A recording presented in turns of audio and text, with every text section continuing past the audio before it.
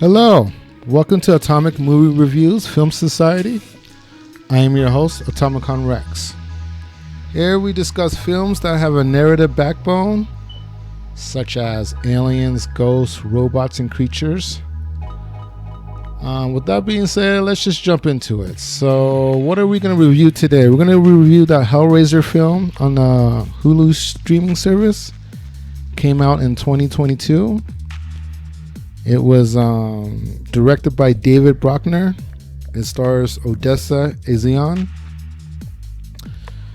And what is the genre? The genre is horror fantasy.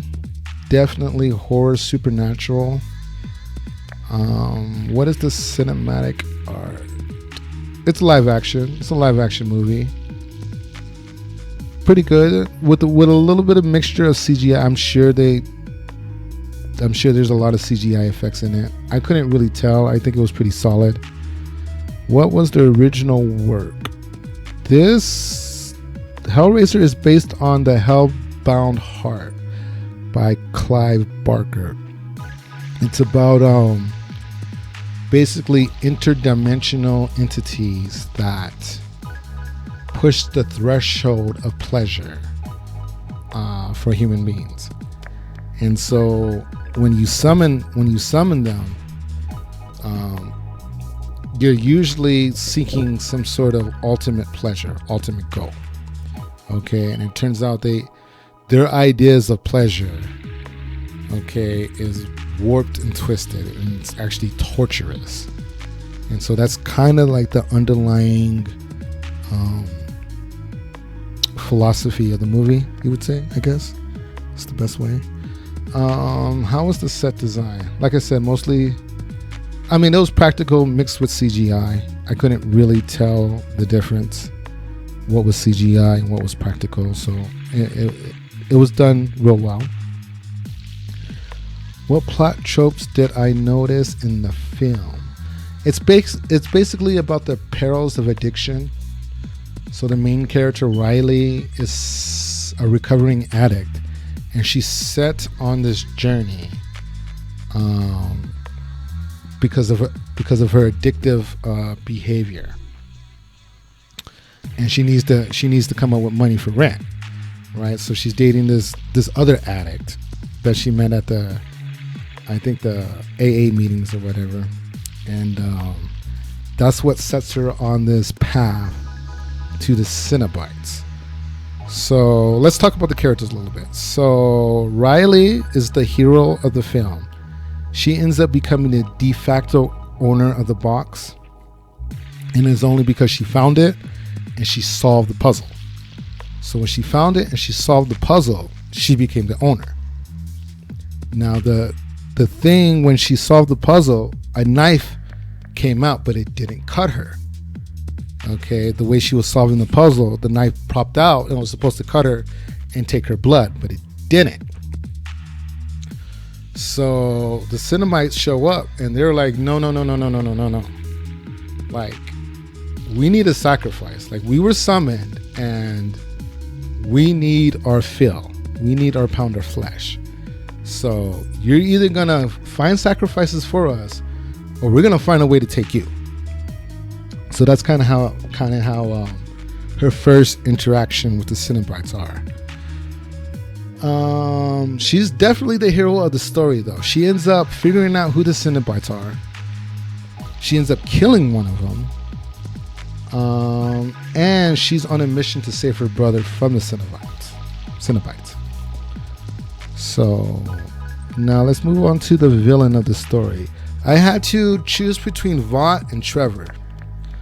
Vought is this millionaire guy who was the first owner of the box, and he's really the one who's behind the mechanisms of the story. He's the owner of the box. He's the owner of the mansion that can trap the Cenobites after they're summoned from the box, or summoned through the box.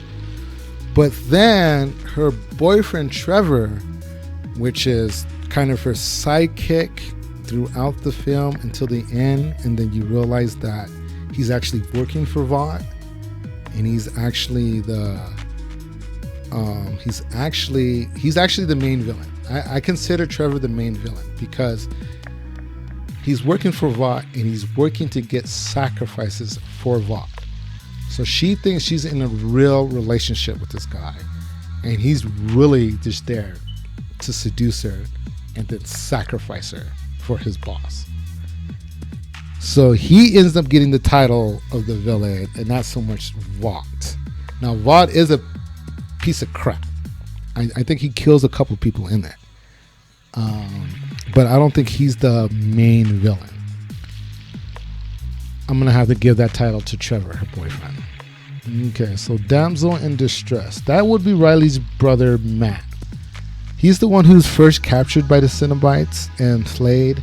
So what I like about this film is that when you solve the puzzle, you kind of come underneath a spell.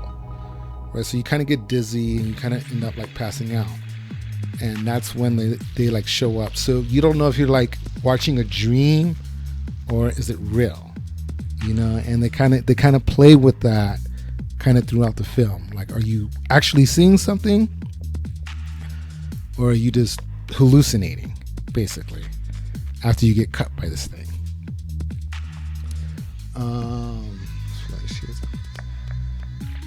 Okay, so they have Riley's brother. Okay, he's the first one that's captured. You don't get to see it. You don't get to see a couple of deaths. It's just kind of left to your imagination. You hear the screams, but you don't see anything.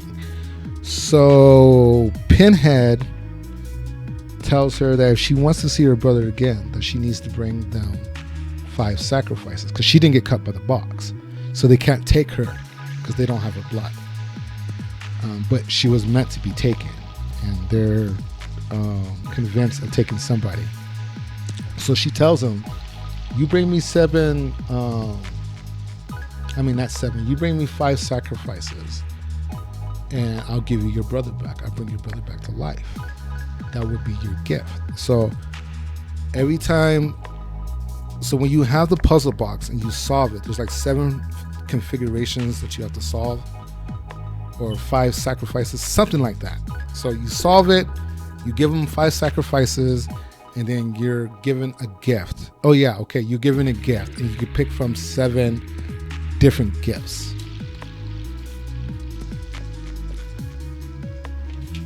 Let's see. Okay, yeah, well, I guess I didn't write that down. Yeah, so you're able to get 7 different gifts. Oh yeah, I did. So limit, lore, Laundrette, liminal, Lazarus, and Leviathan. Those are the different gifts you can get upon your 5th sacrifice. So Lazarus would be the gift that Pinhead is offering Riley to bring her brother back to life. So she has to go around and get these sacrifices, and she doesn't want to do that. You know, like the people that are around her, you know, like her brother's boyfriend and like the people that she cares about. So she's not trying to, like, you know, sacrifice. She's not a piece of crap like her brother. But that's what the story is really revolving around. So the Cenobites are kind of just like, they're just a force of nature. They're not really malevolent about their gifts. They're sincere about bringing human beings to the greater thresholds of pleasure. Okay, we just perceive that as grotesque. Now, when I was doing research on the film, I had paused it a couple times to see what was written in the book that Riley was reading, trying to figure out what the Cenobites were. And so the part that I read was that when the Cenobites, when a human being gets turned into a Cenobite, okay, their skin is filleted and torn apart beyond human capabilities, right? It's almost magical what they're able to do to their skin. It's miraculous, and I kind of like that idea, because you look at these creatures, you're like, what the hell did you go through to get that? But it's really miraculous. It's magic on how they mutilate the human being and stretch their skins and rip it apart to these crazy, intricate designs and I don't know, art forms. So I thought that was really, really interesting that there was a magical element to who and what they are and what they're really about and how they come about. Okay, so you don't just get captured and you're just tortured forever. Okay, there's a reason why they do that. Okay, and it is a gift. They're trying to help you experience it, greater pleasures in life. So they're not, they're a force of nature, but they're not really for good or evil. You have to summon a Cenobite. Like, you have to ask for it. Okay, and they're reasonable. They'll work with you. Okay, the one part was like Vought, he had finished his sacrifice, right? And so he asked for a gift, which was greater sensations. I don't know which one it was. I think it was Laundrant or Liminal. It might have been Liminal. But it was for greater pleasure. Okay, so they inject this device inside of his chest and pull his nerves through it slowly. So he's in a constant state of pain, a constant state of feeling.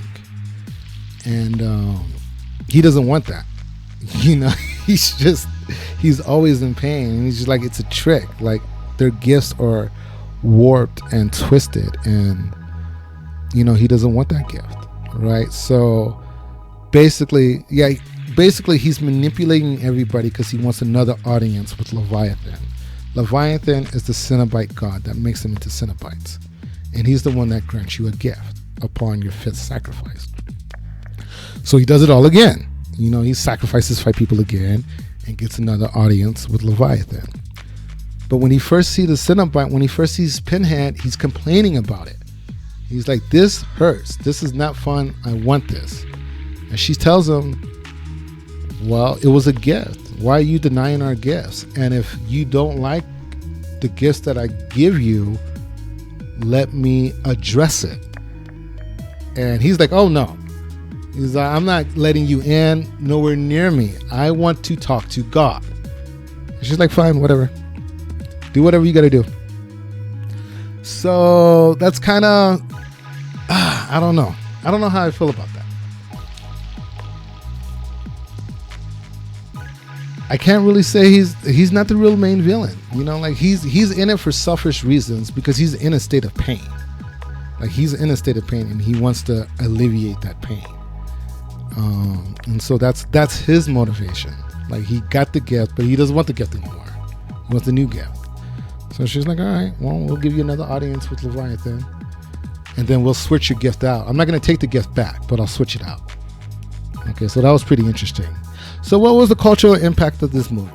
I think it's just another remake, another reimagining. Is it a better remake? Yeah. But geez, Hollywood, you guys got to come up with something different, man. Like, you can't just keep remaking all of these old 90s and 80s movies and just shoving them down our throat. So what is the rating system on this? I'll give it a green light. I think you should definitely see it. It's on Hulu. If you already got the streaming service, it's not going to cost you anything. You don't have to go to the movie theater or anything. Summary and recommendations. So Hellraiser on the Hulu 2022. It's a remake / reimagining. It's a horror fantasy. It's on Hulu streaming services. It combines 2 elements from the first 2 movies, because I think Leviathan just shows up in the second Hellraiser movie. And he shows up in this one too. So it's a combination of the first 2 movies and the elements that are in it, or just the combination of the elements that are in the book. Both could be true. So, well, that's all I got for this one. I think we're gonna summon this one up as the final cybernatural theme. Kind of over this whole Halloween thing right now. So, thank you for listening. Thanks for tuning in.